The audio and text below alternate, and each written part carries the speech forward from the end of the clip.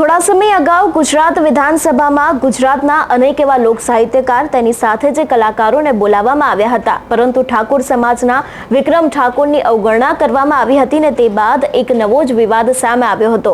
આ વિષયને લઈને વિક્રમ ઠાકોરે તો પોતાની નારાજગી વ્યક્ત કરી છે, પરંતુ તેની સાથે ઘણા બધા ઠાકોર સમાજના એવા આગેવાનો છે, તેની સાથે જે રાજકીય નેતાઓ છે તે એક બાદ એક હવે મેદાને આવી રહ્યા છે। આની પહેલા આપણે સાંસદ ગેનીબેન ઠાકોરને સાંભળ્યા હતા, પરંતુ હવે પાટણના ચંદનજી ઠાકોર છે તે પણ મેદાને આવ્યા છે અને તેમના દ્વારા પણ ભારતીય જનતા પાર્ટી ઉપર આકરા પ્રહાર કરવામાં આવ્યા છે। શું છે સમગ્ર વિષય જોઈશું આજના વિડીયોમાં। નમસ્કાર, હું હંસિની અને તમે જોઈ રહ્યા છો નિર્ભય ન્યૂઝ। વિક્રમ ઠાકોરની અવગણના કરવામાં આવી તે બાદ આજે વિક્રમ ઠાકોર દ્વારા એક પ્રેસ કોન્ફરન્સ રાખવામાં આવી છે, જેમાં તે અનેક એવા નિર્ણય લઈ શકે છે। જો વાત કરવામાં આવે ગેનીબેન ઠાકોર વિશે, તો ગેનીબેન ઠાકોર છે તેમના દ્વારા પણ અનેક વખત આવા નિવેદનો આપવામાં આવે છે અને ખાસ કરીને ઠાકોર સમાજની અવગણના મુદ્દે પણ ગેનીબેન ઠાકોર મેદાને આવ્યા હતા। તેમના દ્વારા ભારતીય જનતા પાર્ટી ઉપર પ્રહાર કરવામાં આવ્યા હતા અને કહેવામાં આવ્યું હતું કે જે પ્રમાણે ભારતીય જનતા પાર્ટીની આ નીતિ રહી છે કે હંમેશા તે ઠાકોર સમાજની અવગણના કરતા આવ્યા છે, પરંતુ હવે પાટણના ચંદનજી ઠાકોર પણ મેદાને આવ્યા છે અને તેમના દ્વારા પણ એક સૌથી મોટો ખુલાસો કરવામાં આવ્યો છે। સૌથી પહેલા તો ચંદનજી ઠાકોરને સાંભળીએ કે તે આ વિષયને લઈને શું કહી રહ્યા છે।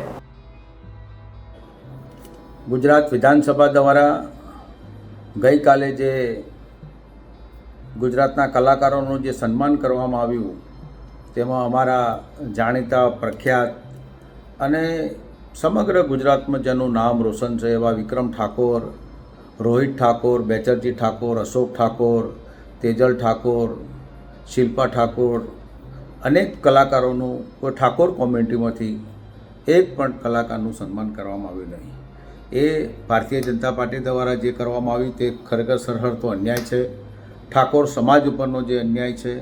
અને આવા અમારા જે ઉત્તર ગુજરાતમાં જ્યારે વિક્રમ ઠાકોર જે મોરબો આવતો હોય અને એમાંના કારણે આજે 50,000થી વધારે પોલીસ ભેગી થતી હોય, પોલીસ બંદોબસ્ત કરવામાં આવતો હોય અને એવી રીતે જો લોકોની મેદની ભેગી થતી હોય, સમાજનું રત્ન હોય એવા માણસનું જો સન્માન કરવામાં ના આવે તો એ ભારતીય જનતા પાર્ટી એ પોતે ઠાકોર વિરોધી છે એવું સ્પષ્ટપણે મને દેખાય છે। એટલે આવાવાળા સમયમાં આનો જો ભારતીય જનતા પાર્ટી કે સરકાર એનો નિર્ણય નહીં લાવે તો અમે કલાકારો થવાના જે ઉગ્ર આંદોલન કે જે કંઈ કરવાનું થતું છે એ સમાજ માટે લડીશું અને સમાજને પૂરતો ન્યાય અપાવવાના પ્રયત્નો પણ કરીશું। ગુજરાત વિધાનસભા દ્વારા ગઈકાલે જે ગુજરાતના કલાકારોનું જે સન્માન કરવામાં આવ્યું, તેમાં અમારા જાણીતા પ્રખ્યાત અને સમગ્ર ગુજરાતમાં જેનું નામ રોશન છે એવા વિક્રમ ઠાકોર, રોહિત ઠાકોર, બેચરજી ઠાકોર, અશોક ઠાકોર, તેજલ ઠાકોર, શિલ્પા ઠાકોર, અનેક કલાકારોનું કોઈ ઠાકોર કોમ્યુનિટીમાંથી એક પણ કલાકારનું સન્માન કરવામાં આવ્યું નહીં। એ ભારતીય જનતા પાર્ટી દ્વારા જે કરવામાં આવ્યું તે ખરેખર સરહદ તો અન્યાય છે, ઠાકોર સમાજ ઉપરનો જે અન્યાય છે। અને આવા અમારા જે ઉત્તર ગુજરાતમાં જ્યારે વિક્રમ ઠાકોર જે મોરબો આવતો હોય અને એમાંના કારણે આજે 50,000થી વધારે પોલીસ ભેગી થતી હોય, પોલીસ બંદોબસ્ત કરવામાં આવતો હોય અને એવી રીતે જો લોકોની મેદની ભેગી થતી હોય, સમાજનું રત્ન હોય એવા માણસનું જો સન્માન કરવામાં ના આવે તો એ ભારતીય જનતા પાર્ટી એ પોતે ઠાકોર વિરોધી છે એવું સ્પષ્ટપણે મને દેખાય છે। એટલે આવાવાળા સમયમાં આનો જો ભારતીય જનતા પાર્ટી કે સરકાર એનો નિર્ણય નહીં લાવે તો અમે કલાકારો થવાના જે ઉગ્ર આંદોલન કે જે કંઈ કરવાનું થતું છે એ સમાજ માટે લડીશું અને સમાજને પૂરતો ન્યાય અપાવવાના પ્રયત્નો પણ કરીશું।